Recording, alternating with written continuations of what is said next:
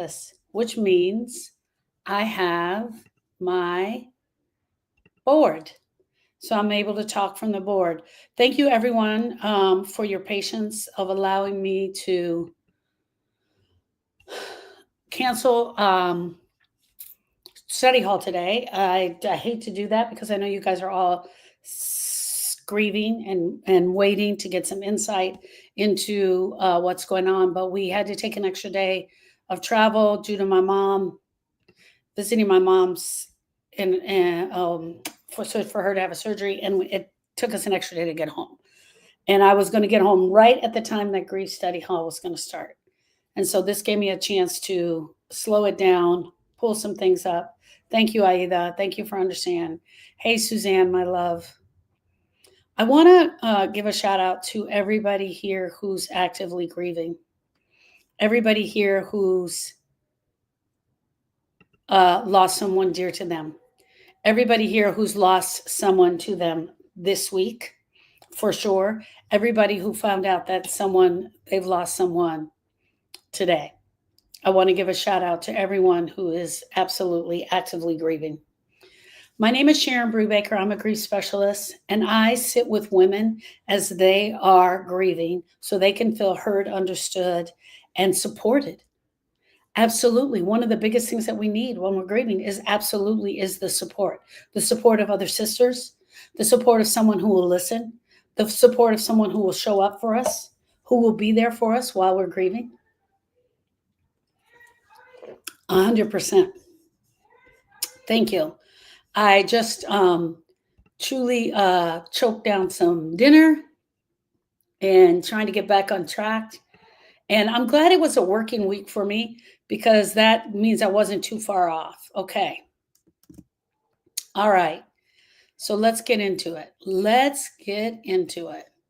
Today we're going to be talking about your pain, your grief pain is not your person. Your grief pain is not your person. And that's what we're going to be talking about.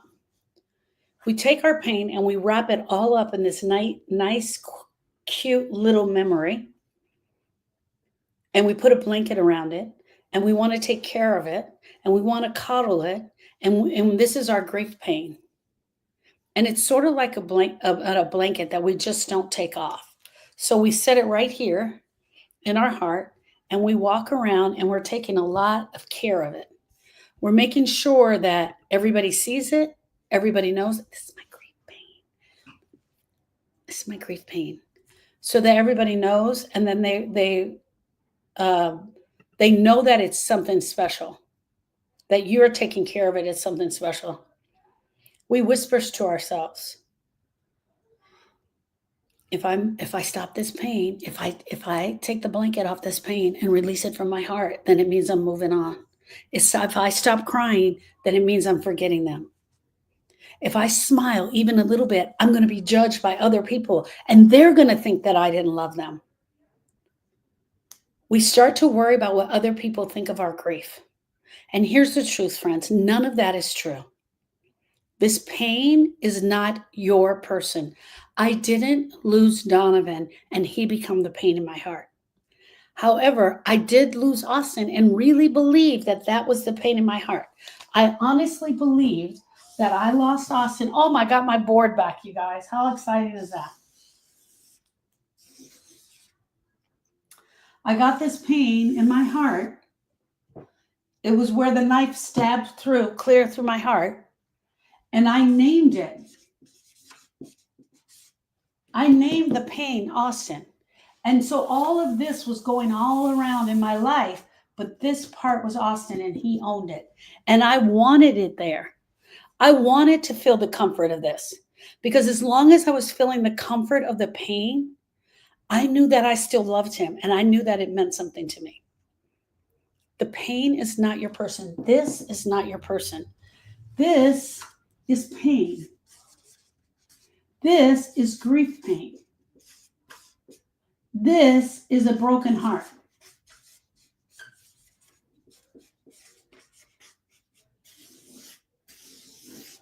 But instead, we like to name it. We put our person's name on it and we carry it around like it's the most precious thing ever.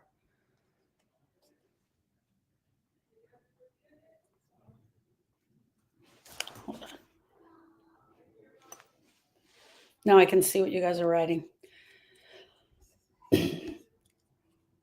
The pain is not your person. It's not your relationship.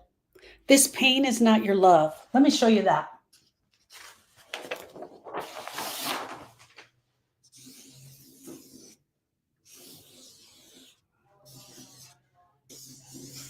This is your grief pain.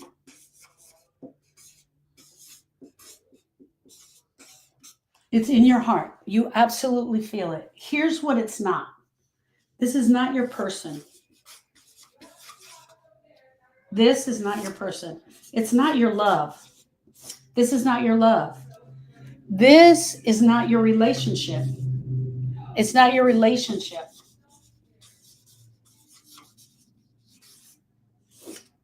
Right? It's not your whole total grieving experience. It's a grief of a broken heart that is a put up of all of these things together. A little bit of all of this is dumped into there. But what we like to do is we take off the word grief pain and we put our person's name in there, and that's where we carry it around. Wounds are not the proof of our connection.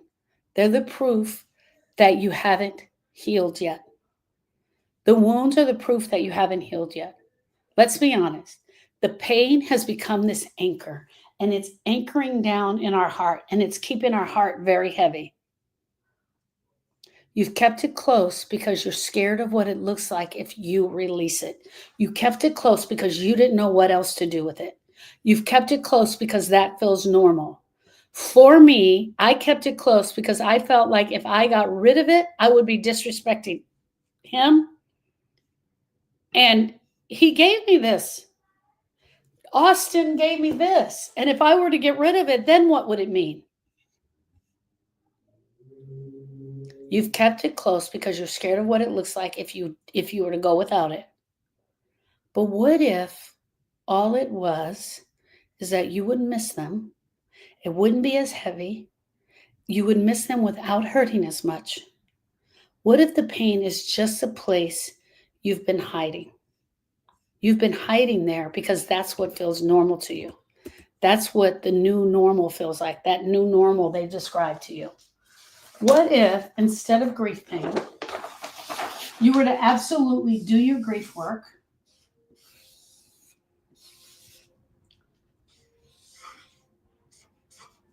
and then you miss them?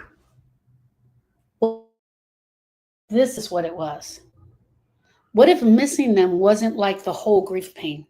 What if it's a little bit less? What if you go after this and it's just a little bit less? Because it's possible, my friends. So I want to start here with this. Yes, grievers grieve. Grievers grieve because grief demands that they grieve. Grievers absolutely grieve. But you know what else grief demands? It demands action. It demands that you and I take action for our grief, towards our grief. Grief isn't something that happens to you. It is something that you do. This didn't just happen to you. It is something that you do. It is the crying. It is the talking, the sharing, right? It's journaling. It's getting up at 2 a.m. and doing more crying. It's the dumps, the brain dumps or the emotion dumps.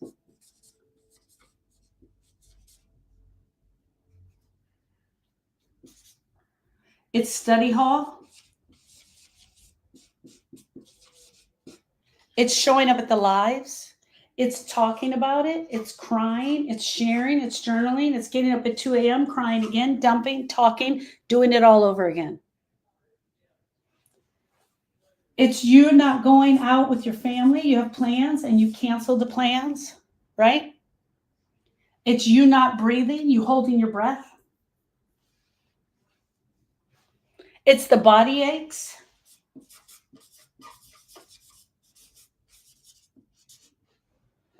Right? It's replaying what happened to you over and over again. It's replaying it over and over again in your brain. It's your brain replaying the grief over and over again. All of these are action. All of these are action steps. Grief demands action. It demands you go after it. Okay. Grieving is a process. It's work. It's painful. And it's action. And let me tell you why. Grief is your body and mind reacting to the loss. It is your body and your mind reacting to the loss. When someone we love dies, when someone we love is no longer here, something very important has just happened to us.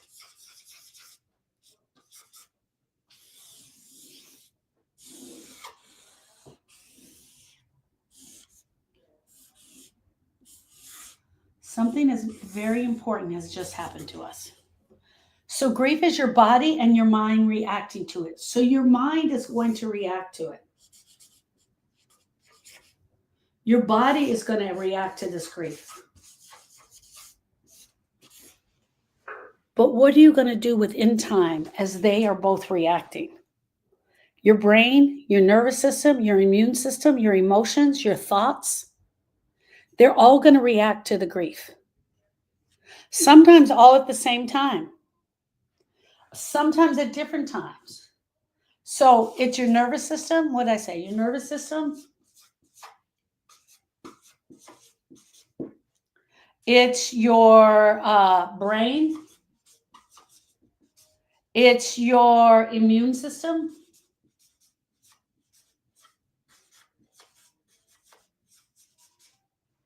It's your emotions.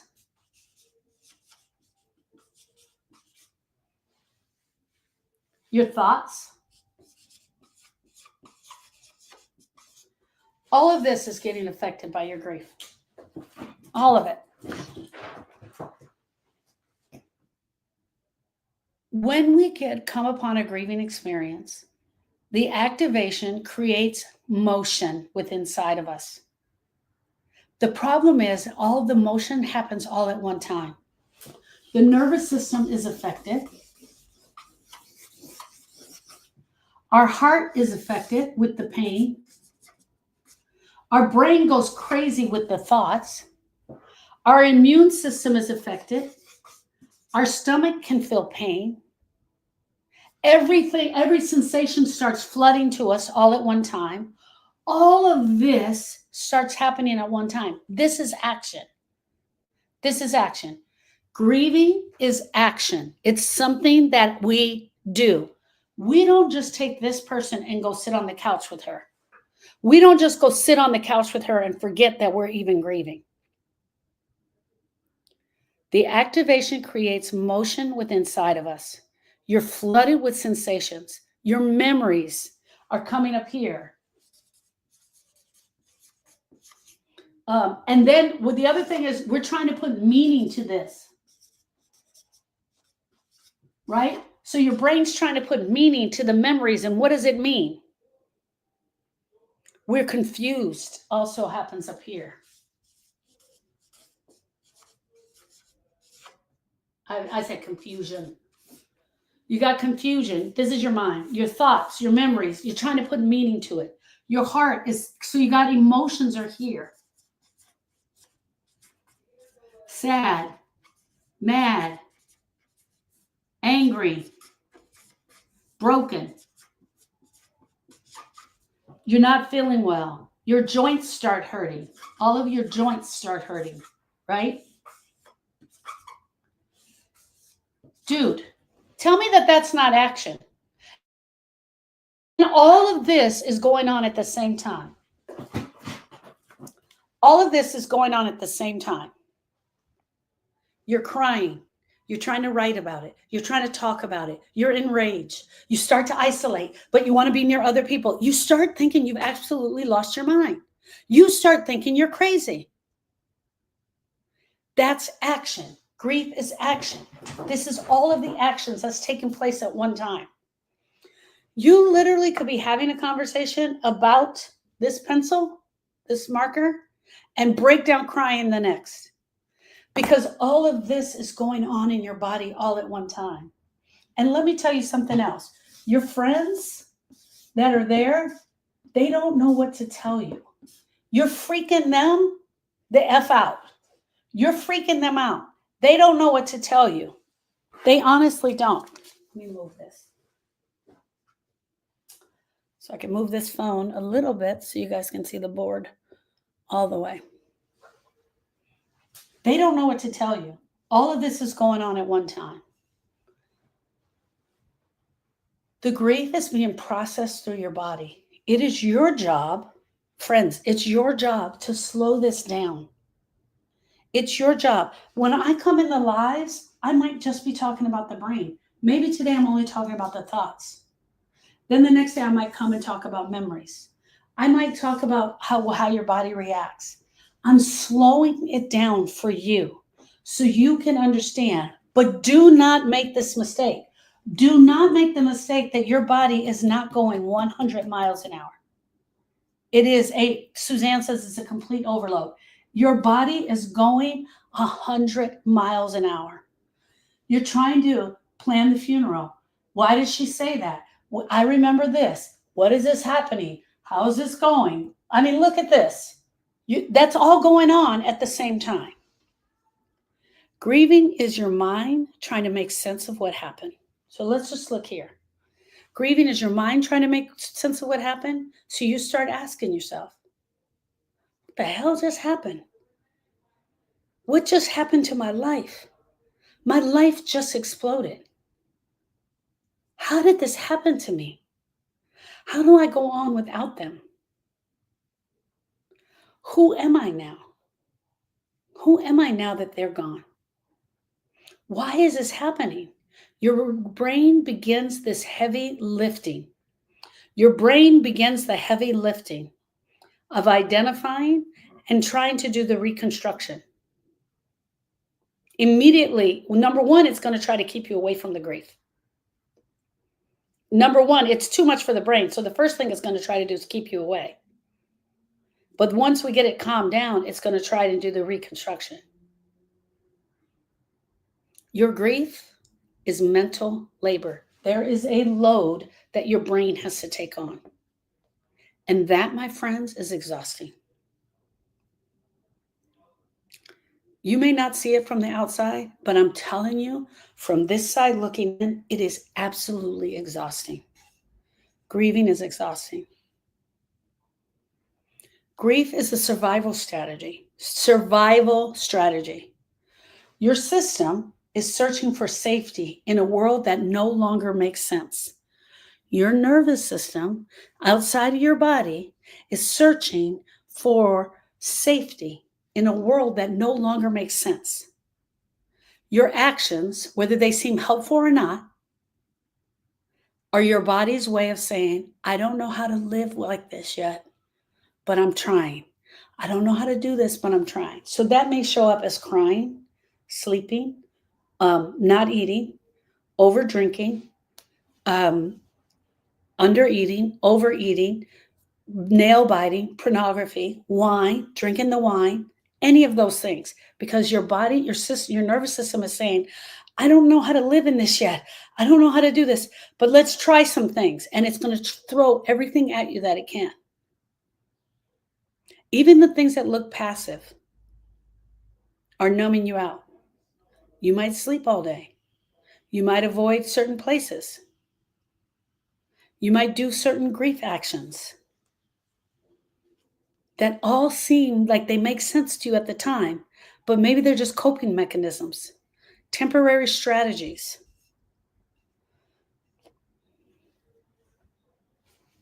I know all of this is going on at one time, but I want to talk to the brain. I want to talk to your brains right now, not your heart. Your heart isn't the person I need to speak to right now. It's your brain. Healing from grief takes intentional action. It takes action by you, the griever. It takes action steps by you, the griever, one step at a time. Grievers have choices. Healing is a choice. Healing is a choice. Coming onto a grief healing journey is a choice.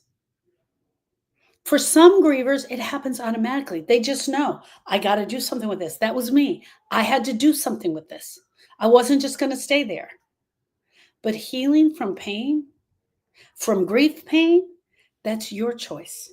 That's a choice you get to make.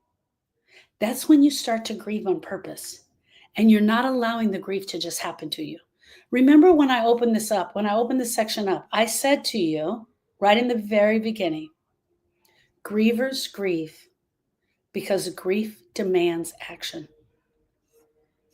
You can be a griever that just sits and doesn't take any action.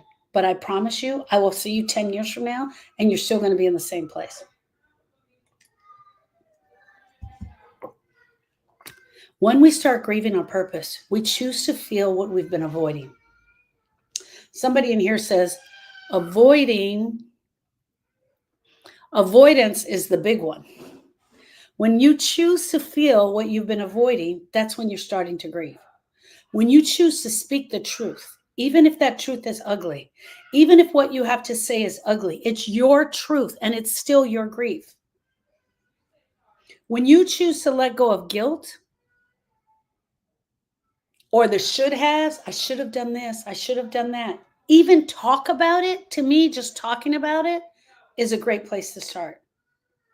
When you choose to look at the resentment, when you choose to look at the pain, when you understand that your pain equals your love, they're putting the twins to sleep right now. That's why they're screaming. You take the action of grieving towards healing. You take the action of grieving. Grievers grieve and grief demands action. You're taking the action of grieving. Is crying all day in action? Absolutely 100%. Absolutely 100%. Also, Stephanie just said, is crying all day in action? It is an action, but I also want to know why you're crying. So, are you crying from an emotion in your heart? Or are you crying from a memory? Are you crying from a thought about a memory, which is also bringing the emotion? Because these are going to attach. So kind of knowing why you're crying is also very helpful. Very helpful to you. So grievers grieve, not because it's easy, but because it's the only way out to the other side. It's the only way out to the forever change. Grief is not just about being sad. It's about what do you do with the sad? What do you do with the sad? What do you do with the sadness? It's emotional, it's mental, it's physical, it's spiritual, it's all consuming. Here's the sadness. It's in your brain, it's in your stomach, it's in your nervous system. It's in your memories. It's in every aspect of you. Grieving is not just about being sad. It's about what you do with the sadness. It's your emotions, your mental, your physical, your spiritual. But it's movement. Crying, Miss Stephanie, is movement. It's moving the energy. Because let me show you to you this way. I'm sidetracking real quick. Here's your heart. Here's your brain. I know it looks like a sun. I don't know why I drew it with a circle. Here's your emotions. Grief pain.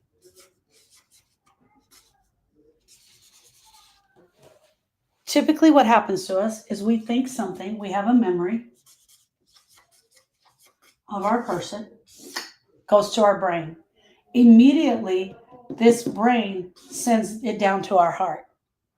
We have a memory and it goes through our brain, and that memory causes what we call an emotion. And if the emotion is sad, it comes through the front of our face in the way of tears.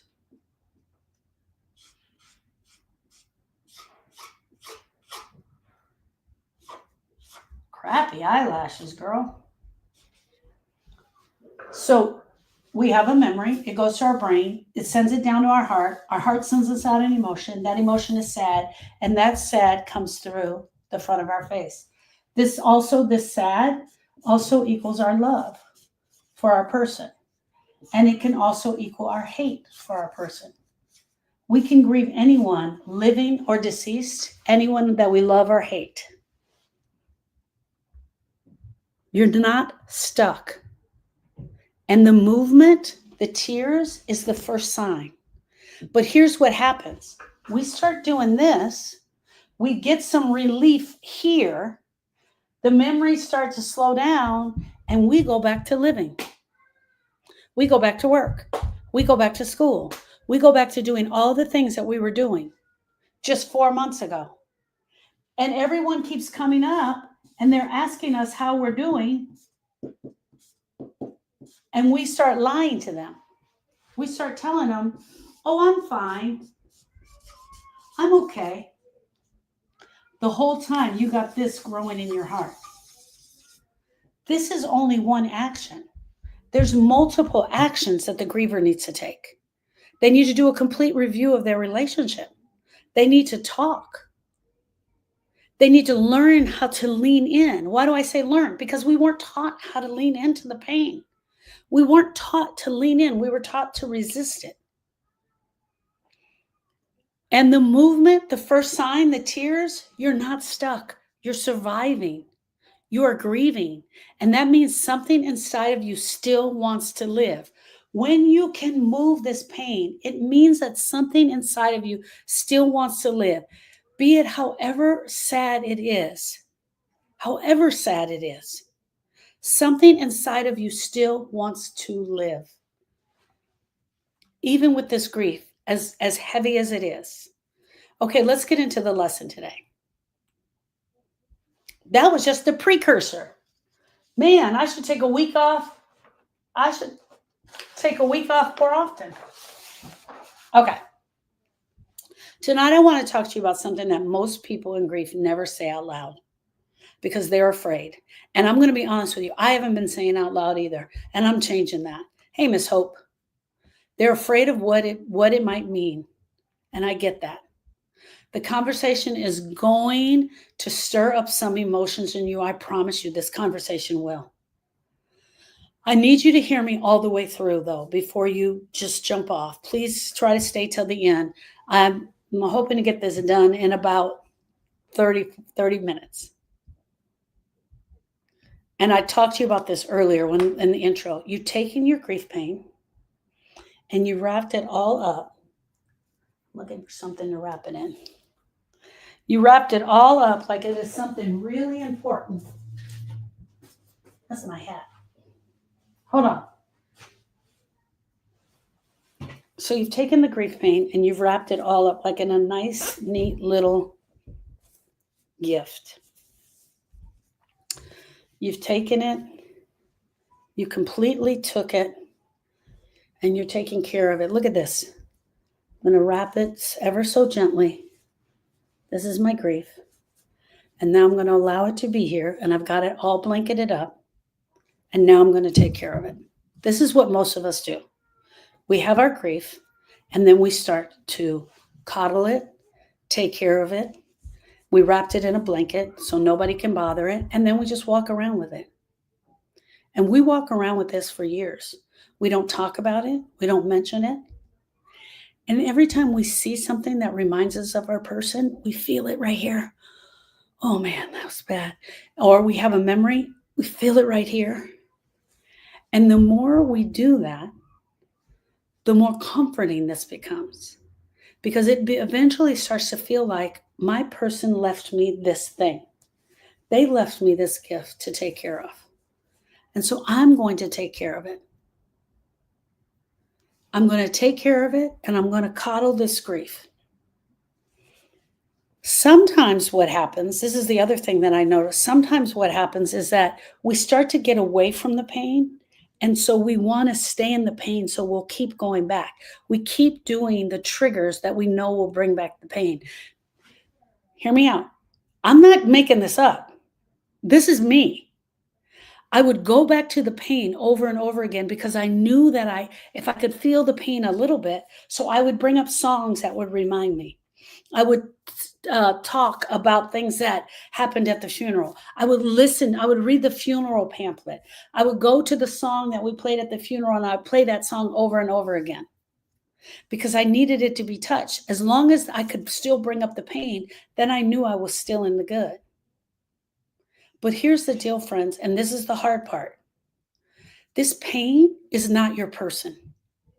This pain is not your person. Your person didn't leave this earth and leave you with this pain to coddle and take care of. This pain is your grief. This pain is your grief. And this grief is yours. And it is yours to do it as you see fit. This pain is not your love that you had for them. This pain does not represent your relationship. It's not every memory you have of them. And it is not even your connection to them. And that's where we get into trouble. We start to feel like if I keep this pain covered up over my heart, this is my connection to them. It's a wound. It's raw.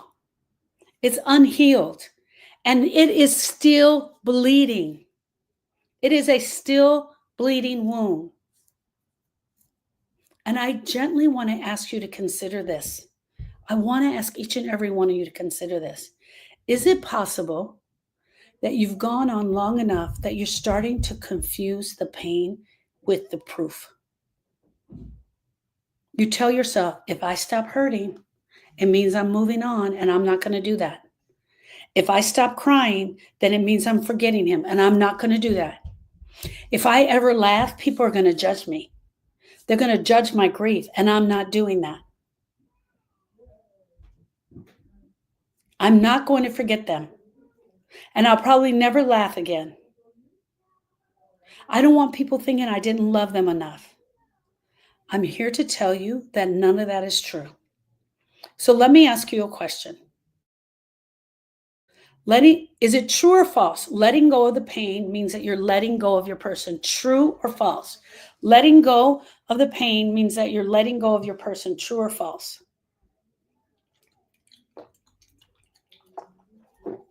I'm really thirsty, and I don't know why I'm drinking this bubbly water because that is not a good mix. Hey, Marianne. Hey, Erica. Hey, Pauline. False. False. False. Letting go of the pain helps you find your person and your love. False. I'll never let them go. Exactly, Stephanie. I agree. But letting go of the pain does not mean you're letting go of your person. Absolutely. Robin says false. Marianne says false. Okay. Yes or no? This is a yes or no question. Do you believe that staying in pain honors your person? Do you believe if you stay in this pain, you're honoring your person? Yes or no? Yes or no?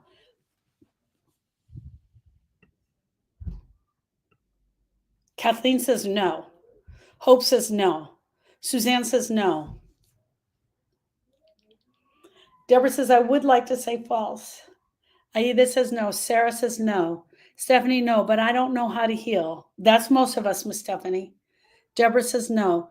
Dee says false. My mom and brothers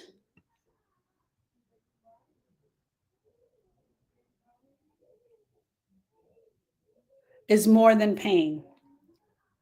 No, they wouldn't want us to do that. Okay. Thank you. Yes. Mom passed on July 24th. Brother, October 24th. Best friend. Oh, Sable, my heart to yours. And she says, I still have my sanity. Bless your heart, my friend. So glad you're here. But here's what I see every single day in private sessions, in DMs, sometimes in study hall. Sometimes people text me at 2 a.m. They text me, oh, thank you so much for the cake, you guys. They text me that they're exhausted.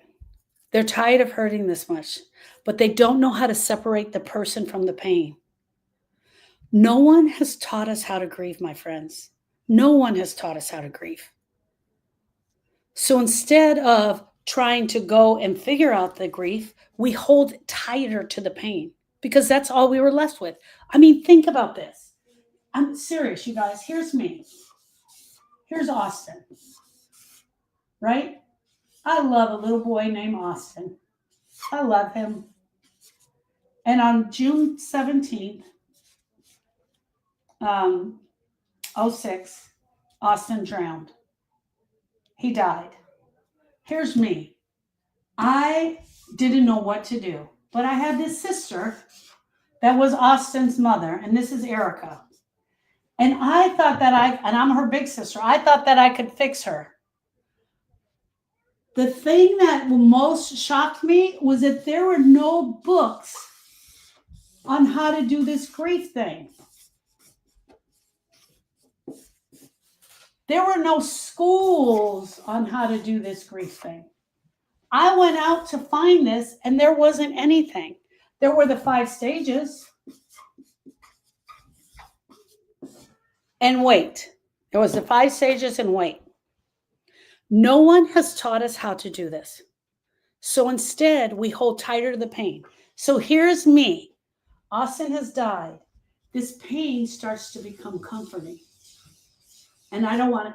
Erica didn't have this experience. I had this experience. This pain becomes comforting. And I am not going to let it go. I'm not going to let it go at all. There are no stages to grief. You're right. That's crap. So we treat our pain like a badge. So I start treating it like a badge, like evidence of a deeper ache. And it was for me to validate my grief. Like if I was suffering, I could win an Academy Award for the way I was suffering. Okay, I'm going to need to say something hard here. Suffering in your grief is not proof of love. We have pain, grief pain, and we have suffering. Everyone is going to go through grief pain. Suffering is absolutely optional. Suffering is not a requirement. But what had happened here, and it was 8 months before I realized it. 8 months later, I was in suffering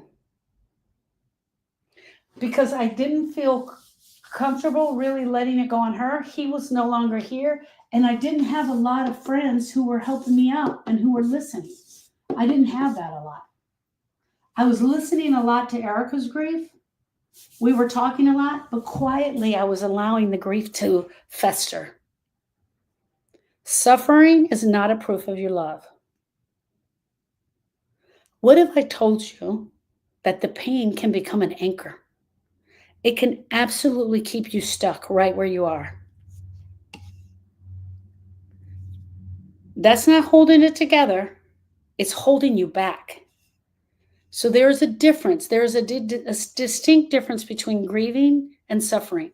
Grief demands action. Your grief demands action. What action are you taking to move the grief? That's the question. Telling yourself you're not broken. Pushing people away because they just won't understand. Refusing to smile or enjoy life because you don't want people thinking you didn't love them. Replaying the worst memories over and over again in your brain. Replaying that phone call when you got the phone call over and over again in your brain. Getting stuck on that last day over and over and over again. Amy, part of that is because we need to talk about it. You got to work out that last day. But grievers get stuck. They get stuck in that last phone call. They get stuck on the last day and they replay it over and over and over again. Making grief your identity instead of part of your story. We all have a grief story, friends. We all have a grief story. There's a grief story in each and every one of us, and we are completing that story. And it's our job to live that story. But what is your grief story? It's one of the things that I teach in the class. I talk about your grief story. Who were you? Some of the questions I ask in your grief story. Who were you before the loss? Who are you now? Who are you after the loss? Who do you show up as now? Are you the sufferer of your grief? Have you made the grief your total identity instead of a part of your story?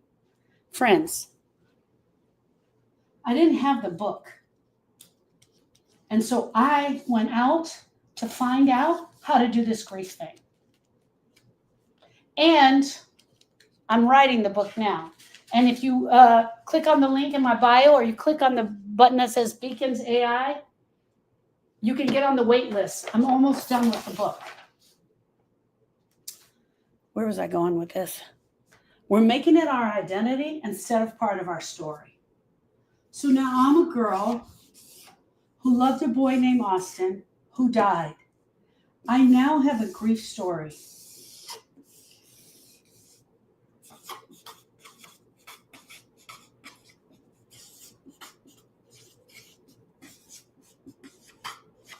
You see that? I have a grief story to tell. And it's a tearjerker. It's an absolute tearjerker. We all have a grief story.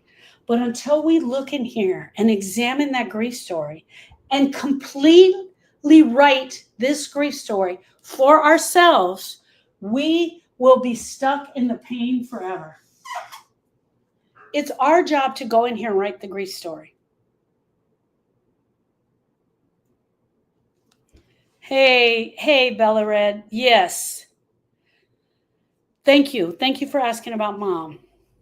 Thank you so much. The surgery went really well, but now we are going to be considering possibly doing some palliative care. I'm working on some of that now.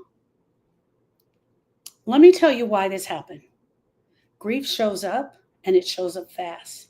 It rips through your life like nothing ever before. It rips through your grief story like nothing ever before. You will never look the same. I do not look the same as I did after Austin died. I look totally different. I was probably even a little thinner. I'm making that up. I was living my life, right? I had this life. I had curly hair. I had this life that I was living. My heart was even bigger. After Austin, I looked different. I'm not this lady anymore. But you can read all about it in my grief story. Each and every one of you, you guys have a grief story. This person, she's in this story. She's the one from before. The one from after, she's in this story. But what happens to a lot of us is we don't start telling the story. We just stay right here, stay stuck. Look at this, guys. There is a before. This is a before. And there is an after. Every one of us has it. Who were we before and who are we now? Have you gone after the broken heart?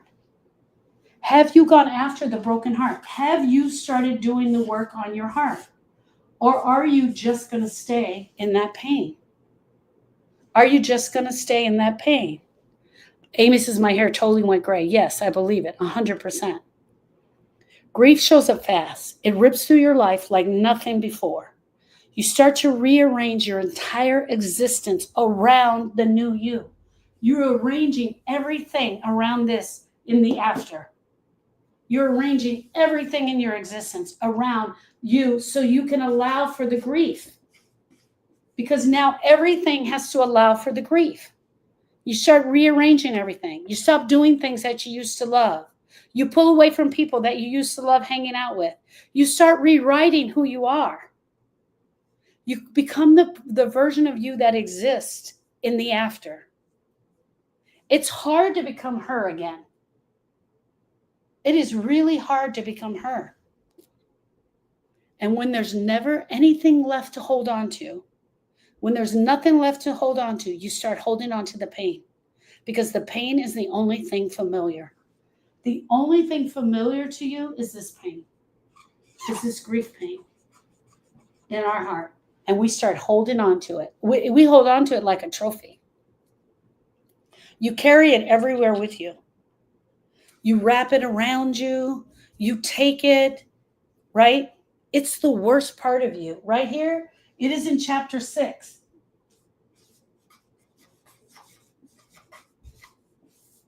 It's the grief pain. It's the highlight of your book. Sharon's grief story, chapter 6, the grief pain. It's the highlight because no one tells you the truth. This pain was never meant to be permanent unless you want it to be. Grievers have choices, and not doing the grief healing is one of those choices. What if this pain didn't mean that you could move on and you could live? What if it means stepping away from the pain just for a minute? What if it means stepping away just for a minute just to see what grief is really trying to teach you? What is your grief trying to teach you? There's no way in the world that grief was meant to be forever. There's no way. It was never meant to be here forever. It was never meant for you to stay in this forever. There is a way when you do the grief work. Look at this. Austin is a part of me. This is my new, forever changed. Austin will forever be a part of me. My heart is still broken from the loss, but Austin is a part of me. He goes with me everywhere. I tell his story everywhere I go. Are you missing them? Yes. They're even a part of your heart.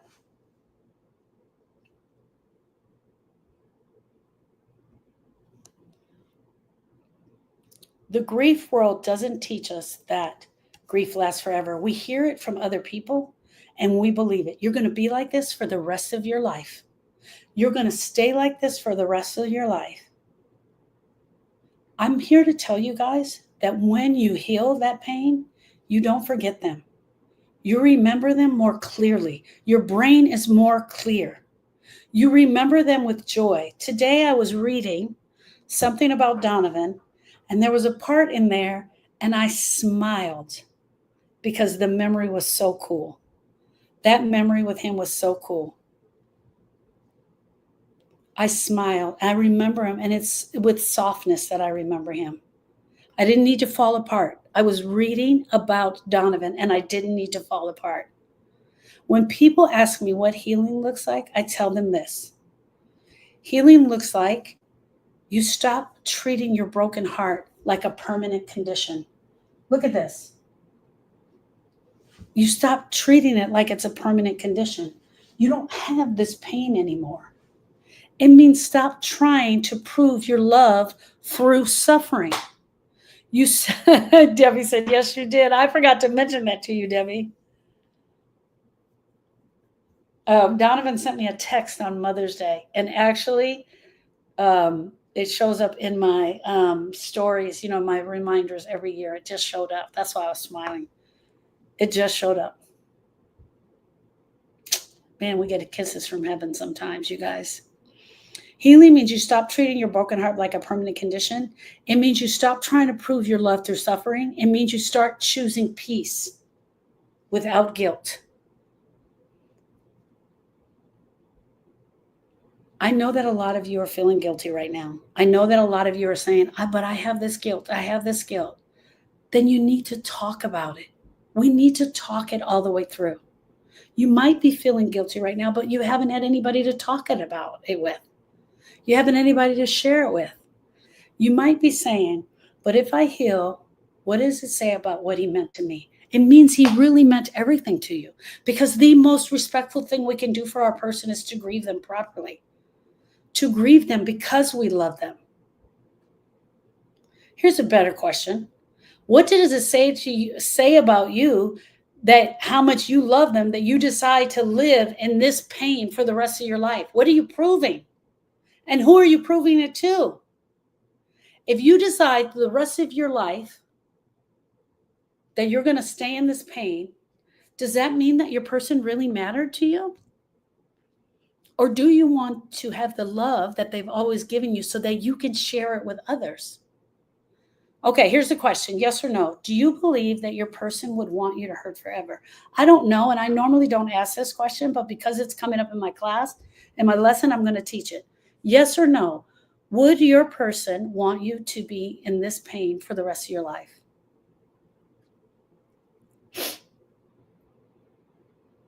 That would be miserable. No, no.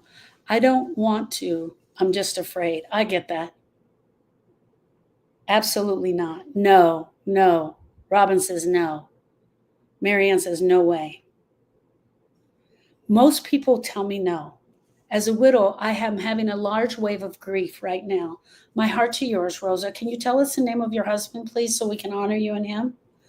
Just put his first name only. TikTok, I'm going to come back and answer some of your questions. Most people say no, but they're afraid to admit it out loud because they've built this whole grief around the idea that the pain must go on. And I'm here to tell you something different. You can miss your person and you can still live. You can love them and you can still live. You can cry and you can still live. And you can laugh and you can still live. You can carry their memories with you everywhere you go without suffering and still live. But first, you have to be willing to say the truth out loud. You have to be willing to say the truth out loud. Everyone, can we give Rosa and John some love? Tap, tap, tap, tap, tap for Rosa and John. We have to say the truth out loud. And here's the truth. This pain is not my person. I'm going to say it again. This pain is not my person. The pain is not my person. The pain is my pain. It's my grief pain. It is my love for them. Because the moment you realize that healing can finally begin, you stop fighting against the wrong things. You stop pushing back against the grief. You start to allow the emotions to be there, whatever they are. There's a lot of times that grievers think that they are allowing the emotions, but they're only allowing them to a certain extent. You stop fighting the wrong things. You stop guarding this wound, and you allow it to scar over so the healing can begin. You stop hiding in the pain. You start rebuilding your life. And what I want you to know, this isn't about forgetting. It's about remembering the difference.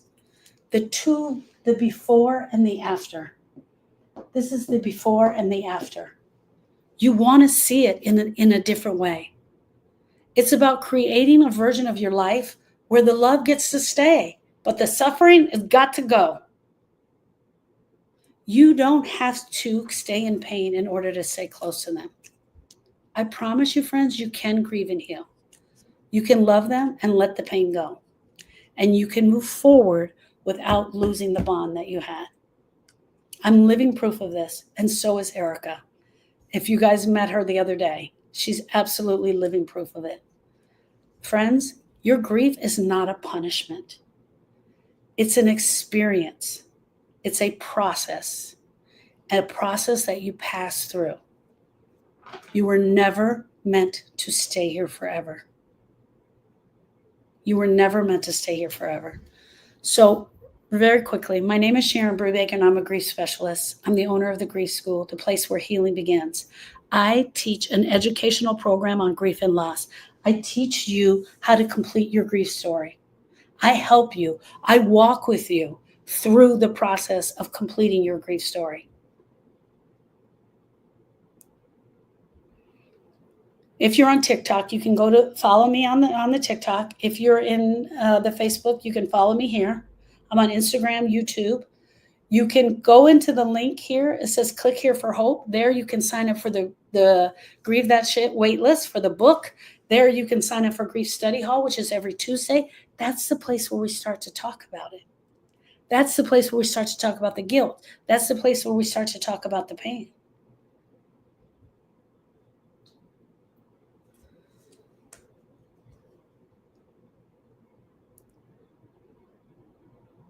What would it mean about you if you allowed yourself to heal?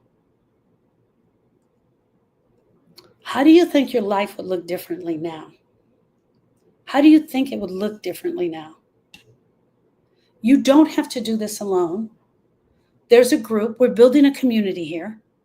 Like I said, my name is Sharon Brubaker. I'm the owner of the Grief School, and we're building a community here.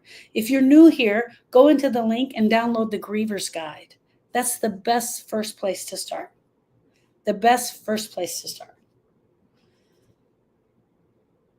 I want to tell you this, friends. What has happened to you is absolutely unfair.